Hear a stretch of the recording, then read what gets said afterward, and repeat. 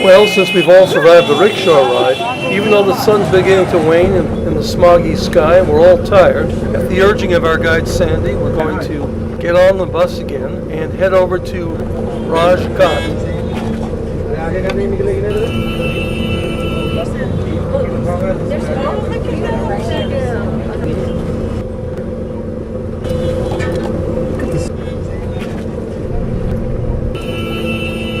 Arrived at Raj Ghat, the place where Mahatma Gandhi, considered the father of India, was cremated after he was assassinated in January 1948.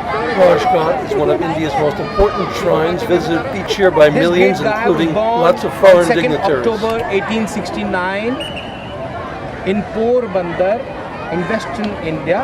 There's a place called Porbandar on the banks of the river Sabarmati. He studied law.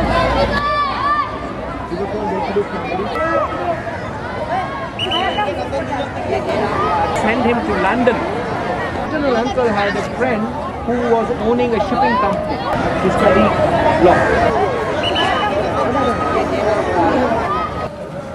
Okay, this is the last stop for today, the tomb of Humayun. The tomb of Humayun, the second Mughal and therefore Muslim emperor, was commissioned by his senior wife. Yeah. Oh, you are going to see a tower tomorrow also. 72.8 meters from 12th century. As with the marble Taj Mahal, which was said to be inspired by this edifice, rather than the tomb itself, it's the enclosure that's so extraordinary. So next morning, we're back on the bus out early.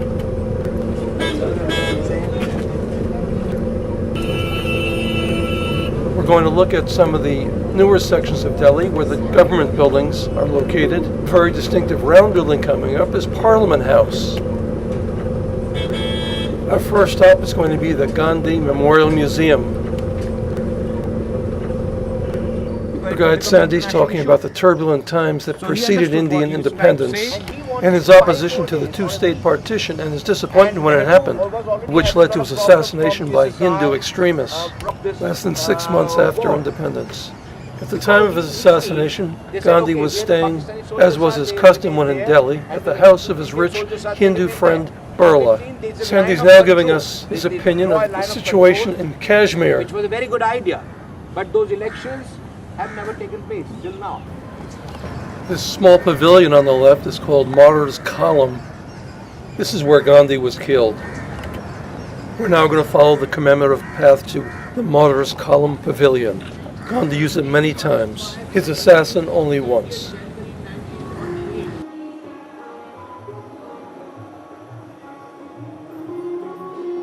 It looks as though Hessie's about ready to go into the Gandhi Museum to take a look around. Why don't we follow her and take a peek too?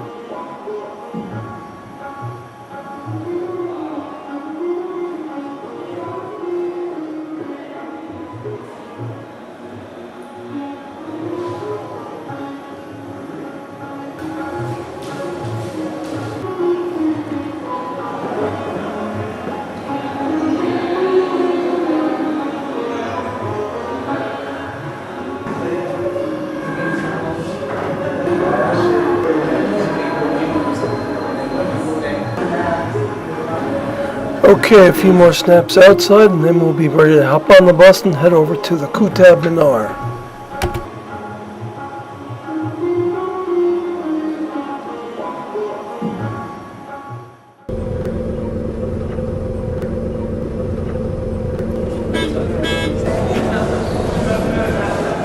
This is Qutab Minar, the world's tallest brick minaret. Sandy just said that this was a fort, the remains of a fort about 1,000 years old.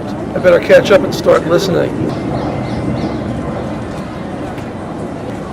see that? That's what I was talking about, that these pillars are from the Hindu temples, which were defaced by the Muslim fanatics, and then it is being, still being used that way only, and never being restored because it's a part of history in itself. Yeah? One can see over here, after tomorrow will be there, and then we are going to see these temples, these pillars are older than this area, this building, because these temples were already existing before the mosque was built. So if the mosque is from 1192, and 800-year-old, so these temples might be 1,000-year-old or something. And these temples were not very big temples, they were small temples. To raise the height, they have used 2 pillars and they have interlocked them just to raise the height. And in the center of the courtyard, the black pillar you see with the crescent around, that is the iron pillar I was talking about, brought from East India. And there are some inscriptions in Brahmi script and Pali language. Ashoka the Great, who spread Buddhism all over the world, he was the one, during his reign, this language was used. When Buddha was born, that language was used. So this, you see,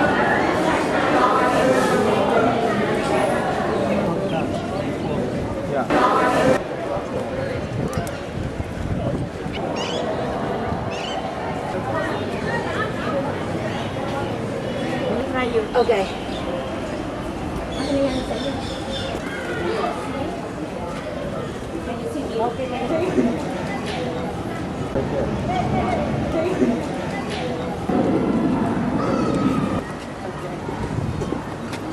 Now we're going to make our way back onto the bus, head over to a carpet emporium where we've been promised a little refreshment.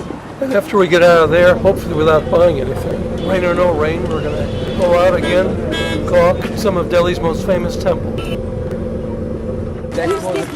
Baia'i is a monotheistic religion. Its central tenet is that there is one God for all peoples. Persian noblemen began this religion that bears his name in the mid-19th century.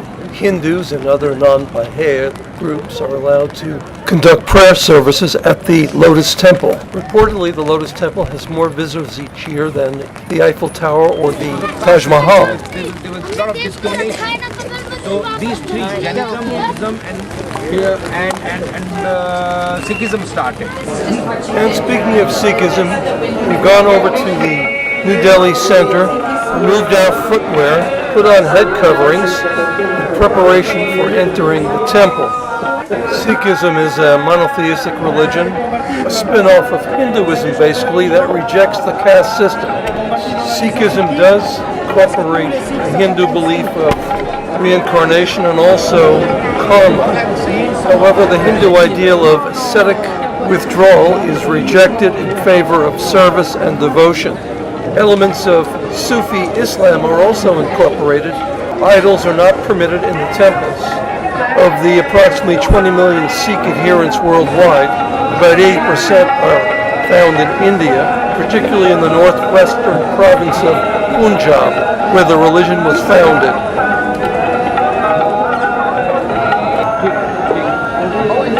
Over here, everybody is going for donation, and in return they get okay? You can donate other things, then you have to contact the organization or officials over here.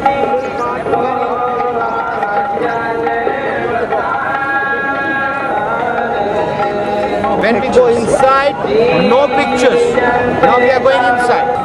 And true to Sandy's instruction, we'll take no pictures. So you have to use your imagination. However, since no idols are permitted, you can figure that aside from some gold in the canopies and such, ornamentation was rather sparse. No religion can spread without the knowledge, mythology, and rituals. And this is one of that ritual. It is just a ritual because you are thinking from here. People who need rituals do not think from here. They think from here. They know in Sikhism we have to cover our head. That's what they do. A knowledgeable person does not have to go through rituals and mythology. Knowledge is more than enough for it. So there are two ways to reach the God. Knowledge or dedication. So these rituals are for the dedicated people. Yeah?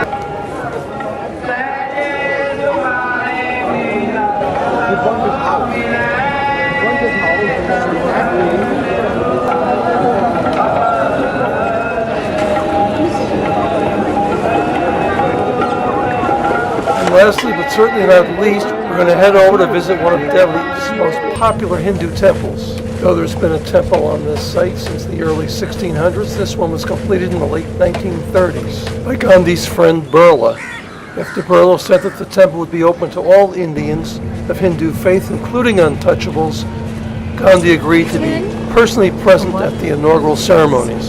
After a rather quick tour of the beautiful temple and grounds, we're back on the bus where we spot our first snake charmer, a very young one. An older boy is positioned on the ground to make sure that he gets 10 rupees, about 20 cents, from anyone who wants to take a picture. 10 rupees is also the pretty much required tip to give a toilet attendant. Well, I'm not going to need a public toilet again this afternoon.